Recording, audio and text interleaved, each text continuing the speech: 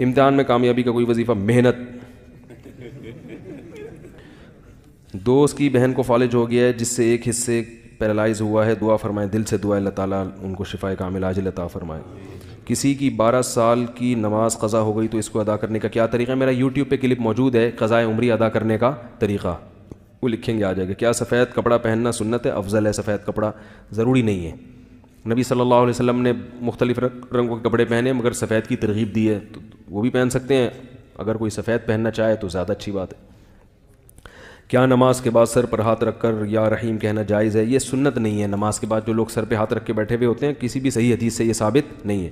تو اگر کوئی بطور وظیفے کے پڑھے تو ٹھیک ہے، تو باقی یہ کہیں سنت نہیں ہے.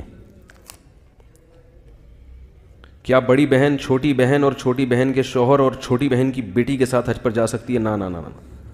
بڑی بہن کو چاہیے اپنے کسی محرم کے ساتھ جائے. اگر کسی کے پاس اتنا نہیں کہ میاں بیوی حج پر جائیں، صرف ایک کا خرچہ ہو پائے گا تو جس کا ہو رہا ہے وہ چلا جائے. بیگم کی دعائیں لے لے وہ تھوڑے دنوں کے لیے.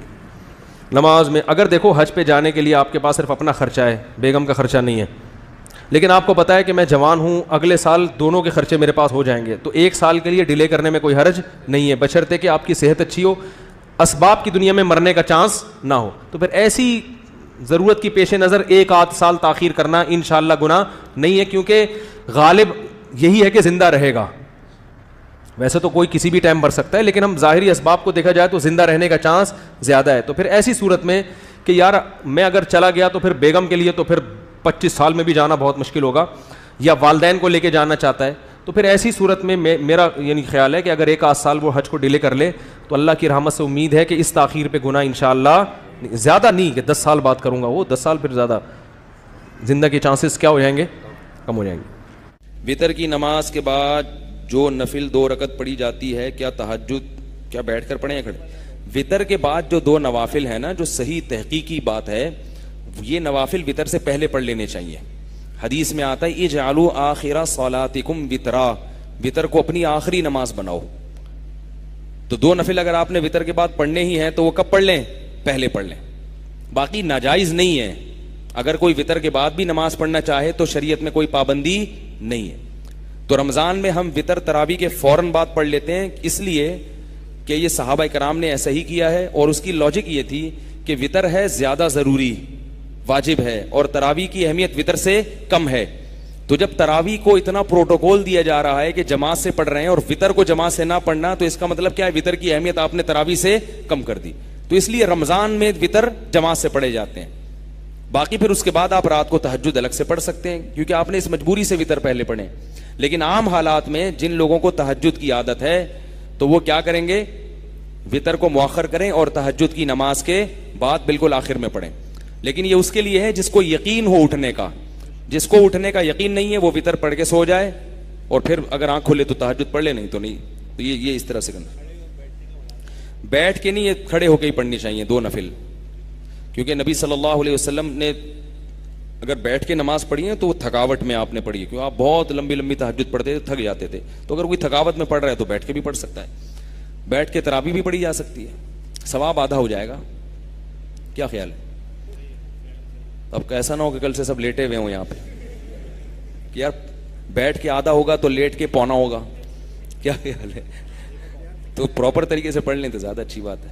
اس کرسی کے آگے سجدہ کرنے کے لیے تختی لگی ہوتی ہے مساجد میں، اس پر سجدہ کرنا کیسا درست ہے یا نہیں؟ کرسی کے بارے میں ایک اصول یاد رکھیں کہ اگر وہ جو تختی لگی ہے وہ 9 انچ یا اس سے زیادہ اوپر ہے، تقریباً 1 بالش 9 انچ بنتا ہے، تو 1 بالش یا اس سے زیادہ اوپر ہے تو پھر تختی پر سجدہ کرنے سے سجدہ ادا نہیں ہوگا.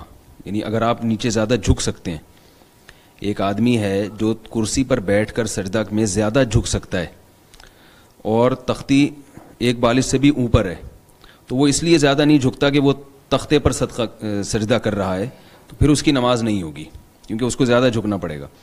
اور اگر وہ 9 انچ سے کم ہے، تختہ نیچے ہے، تو پھر وہ اگر تختے پہ سجدہ کرتا ہے تو بھی جائز ہے. یہ تو ایک تختے پہ سجدے کا مسئلہ میں نے بیان کیا. باقی کرسی پہ بیٹھ کے نماز پڑھنا، یہ جو آج کل مسجدوں میں رواج چل نکلا ہے، یہ قابل اصلاح ہے. مسئلہ یہ ہے کہ جو شخص زمین پہ سجدہ کر سکتا ہو پراپر طریقے سے تو اس کے لیے کرسی پہ بیٹھ کے نماز پڑھنا جائز نہیں ہوگا. آج بہت سارے مریضوں کو دیکھا ہے جو زمین پہ بیٹھ کے سجدہ کر سکتے ہیں لیکن وہ پھر بھی کرسی پہ بیٹھ کے نماز پڑھتے ہیں. تو سنت طریقہ یہی ہے, آپ صلی اللہ علیہ وسلم نے بیماری میں زمین پہ بیٹھ کے نماز پڑھی ہے. ایسی صورت میں اگر آپ کے لیے گھٹنے موڑنا مشکل ہے تو قبلے کی طرف پاؤں کر لیں, قبلے کی طرف پاؤں کرنا ایسی صورت میں کوئی اس میں گناہ نہیں ہے. تو زمین پر نماز پڑھنے میں بہت سارے فوائد بھی ہیں. پہلی بات تو یہ کہ نبی صلی اللہ علیہ وسلم کی سنت ہے کہ آپ نے بیماری میں زمین پہ بیٹھ کے نماز پڑھی ہے. دوسری بات یہ کہ اگر آپ کرسی پہ بیٹھ کے سجدہ کرتے ہیں اور زمین پہ بیٹھ کے سجدہ اگرچہ زمین پہ نہیں کر سکتے یعنی جھک کے ہی کریں گے تو بھی زمین پہ بیٹھ کے سجدہ کرنا پھر بھی افضل ہے. اس لیے کہ زمین پہ بیٹھ کے جب آپ سجدہ کریں گے یعنی جھکنے والا جو اشاروں سے سجدہ ہوتا ہے تو اس میں آپ کا سر زمین کے زیادہ قریب ہوگا, اس میں تواضع زیادہ ہے. کرسی پہ جب آپ بیٹھ کے اشارے سے سجدہ کریں گے اس میں تواضع اس نوعیت کی نہیں ہے. تو سجدہ تو نام ہی تواضع کا ہے, تو یہ اس فضیلت سے بھی آپ محروم ہو جائیں گے.